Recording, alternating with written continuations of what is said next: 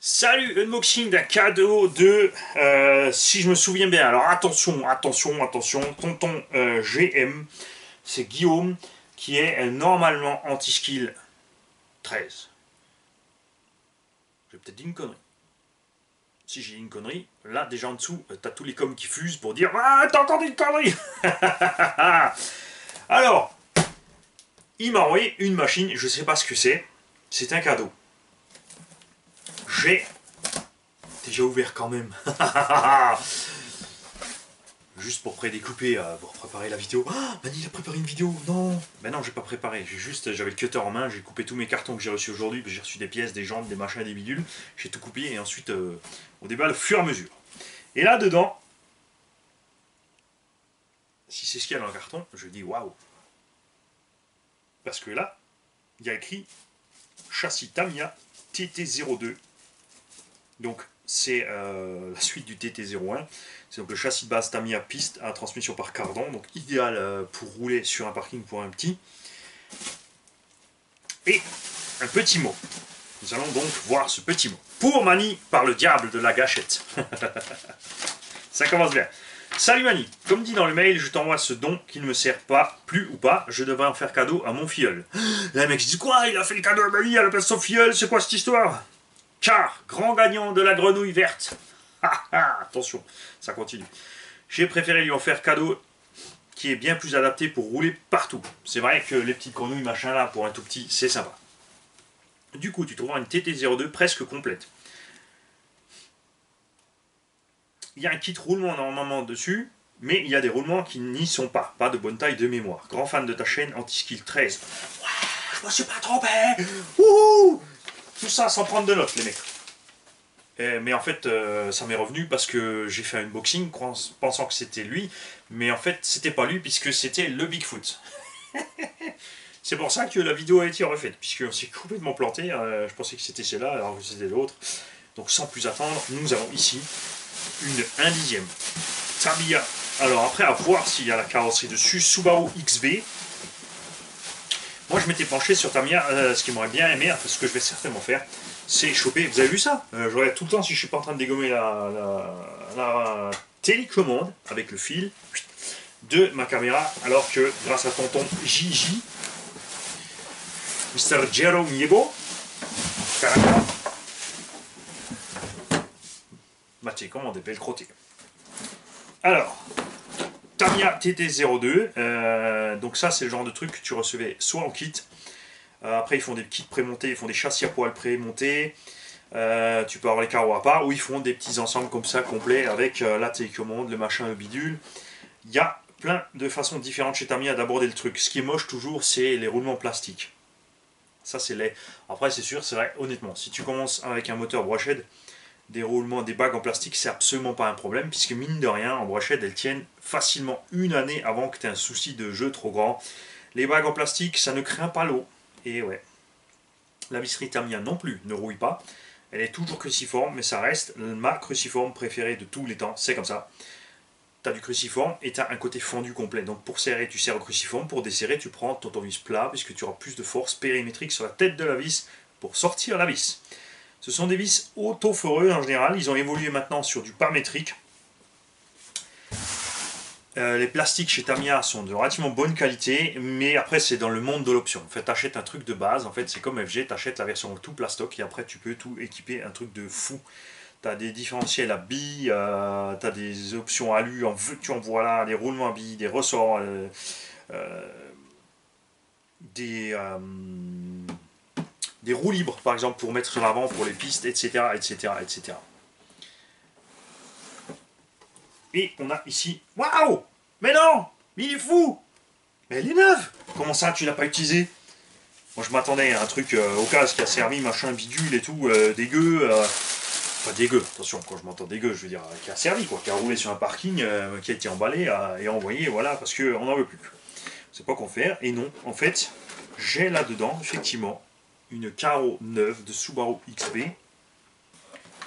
Ça, c'est cool, puisque c'est vrai que la version d'origine, là, juste en couleur d'une vraie voiture, c'est un peu beauf. Et là, on va pouvoir faire un truc un peu plus rallye, plus sympa grâce à Alex aussi. Il y a donc des roulements en rab, la petite graisse Tamiya, tout ce qu'il faut. C'était donc bien le kit. Le Vario à charbon Tamiya, une boîte radio assez grande pour pouvoir mettre tout et n'importe quoi. Un interrupteur on-off chez Tamiya, il continue avec les interrupteurs on-off absolument énormes. Je dois dire que je ne comprends même plus d'ailleurs l'utilité d'un interrupteur on-off sur un Vario. Pour moi, c'est très simple de ne plus en mettre. Tu branches, tu roules, tu débranches, tu roules plus. Fin d'histoire. Ça évite de laisser les batteries branchées dedans et d'avoir des problèmes. Ce châssis est donc neuf. Totalement, complètement neuf. Voilà. On a les pneus qui ne sont pas encore montés collés. Les mousses. Et on n'a pas de jante. Ah, il n'y a pas de jante. Qu'est-ce qu'on va faire sans jante? On est foutu. Non, évidemment, hein, c'est pas un souci. On se procurera des jantes et on va faire ça bien. Alors, ça existait déjà quand j'étais petit. Ça s'appelait TT01. Enfin non, les TT01 sont arrivés un peu plus tard, mais on avait déjà des versions, des prémices de ce genre de châssis à l'époque. Tamiya aime bien faire du petit truc compliqué, machin bidule. Donc on a une double suspension à triangle ici. Avec généralement chez Tamiya des suspensions à air. C'est-à-dire que tu as juste un ressort, tu vois. Ils ont mis des disques pour faire un peu réaliste, on ne sait pas pourquoi. Ils ont mis des noix de cardan absolument immenses, mais en plastique. Avec des cardans immenses en plastique, avec des axes en métal de 4 mm. Wouhou! L'axe aussi gros que celui du X-Max. C'est pas pour une question de solidité, c'est pour une question de surface de contact, comme tout est en plastique tout simplement. Donc la visserie cruciforme Tamiya, partout. Les diffs bien fermés, facilement accessibles en fait. Tu décroches tes amortos, t'enlèves 4 ou 5 6 vis, là, hop, t'as ton diff en main.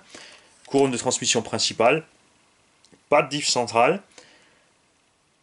Le cardan avant, qui est en plastique, qui ici arrive sur un palier qui repart en métal. Alors, quand je vous disais qu'ils aiment bien faire 36 000 trucs bizarroïdes, c'est ça. Le bac à batterie qui est assez grand, tout simplement fixé avec une languette et des machins. Les directions chez Tamiya aussi, toujours tarabiscotées bizarrement, ils nous font toujours des... Regarde dans ça, t'as le cerveau ici, t'as un levier qui est pris sur le centre, ça repart sur 2 leviers et ça revient aux roues. Tu vois, il pousse à l'extrême. Par contre, ce système permet d'avoir un angle égal à gauche, à droite, quel que soit l'angle de braquage. Ouh, la clip, c'est parti. Voilà. Petit pare-choc en mousse avant, bien efficace. Ce qui est sympa aussi, c'est on a un petit support arrière qui permet aussi de protéger la carreau, mais je crois que si c'est prévu avec. Hop. Tu peux même, puisque l'avant et l'arrière sont pareils en fait, tu peux donc te faire un petit pare-choc en mousse à l'arrière aussi, ce qui est vachement sympa pour les petits. Puisque ils ont vite fait vraiment de taper à l'arrière sur une mauvaise manip, sur une marche arrière ou quelque chose dans un trottoir. Et c'est vrai qu'avec ces deux gros pare-chocs en mousse, des triangles très courts mais qui sont quand même assez épais, tu vois là, t'as quand même c'est costaud. S'il y a la butée de direction qui est intégrée sur les triangles, il y a de quoi faire. Surtout en brochette, c'est vraiment solide. Le moteur, le célèbre Mabuchi 540. Qui n'a absolument pas évolué non plus, à part bien sûr sa façon d'être fabriqué de moins en moins cher.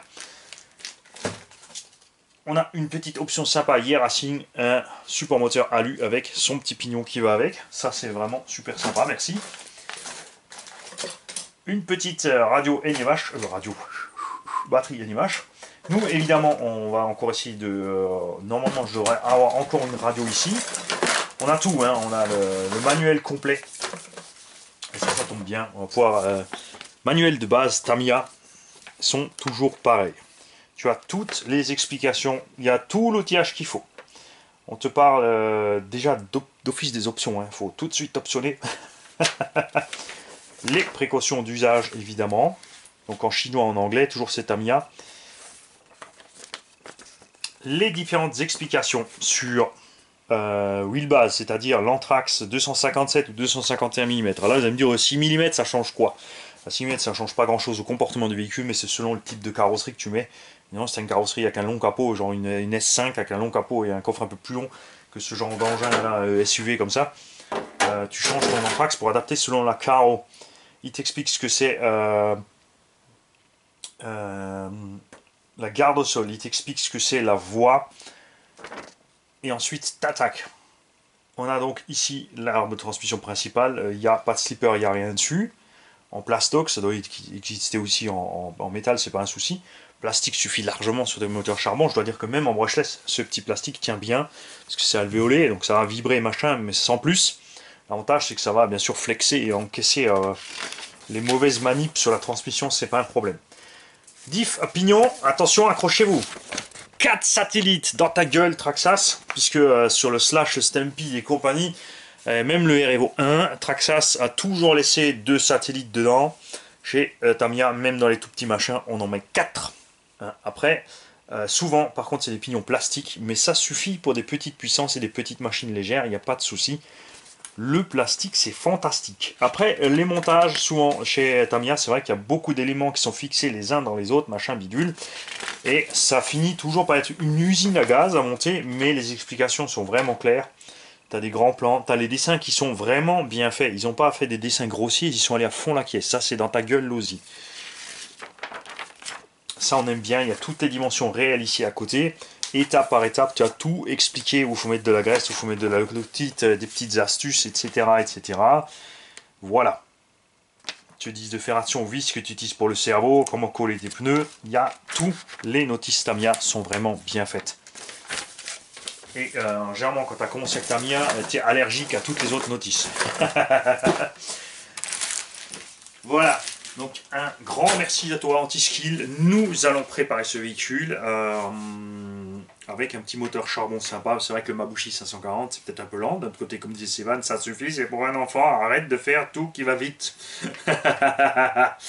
Mais j'ai quand même envie d'y mettre un moteur charbon qui tourne un peu plus vite. J'ai peut-être encore un 12 tours qui traîne ou quelque chose, à voir. On équipera donc ce petit véhicule avec grand plaisir. Avec radio, pneumatique, moteur, batterie, chargeur. On va faire un petit kit complet pour lancer un débutant. La peinture, soit ça me prend, je ferai un truc à ma sauce, soit je vais attendre la personne qui aura envie d'acheter ce machin. Évidemment, un petit budget, ça c'est l'avantage des engins Tamiya. Tu les trouves, un kit comme ça à poil, ça vaut, je crois, il me semble, entre... ouais, ça se trouve dans les 100-120 euros, je crois que c'est possible d'en avoir un. Après, évidemment, tu as un peu de boulot, tu as un peu de peinture, etc. Sinon, il y a les petits RTR. Ça reste des valeurs sûres pour les petits, parce que c'est petit, c'est léger, c'est pratique à transporter, ça ne demande pas d'entretien. Une fois que c'est assemblé avec tes petites balles plastiques, n'importe, un petit coup d'huile en bombe un peu partout, et le gamin il peut rouler et s'éclater comme il a envie. Je vous souhaite à tous une agréable journée et au plaisir de voir ce machin évoluer, fini et prêt à faire plaisir à un petit jeune, évidemment. Salut à tous.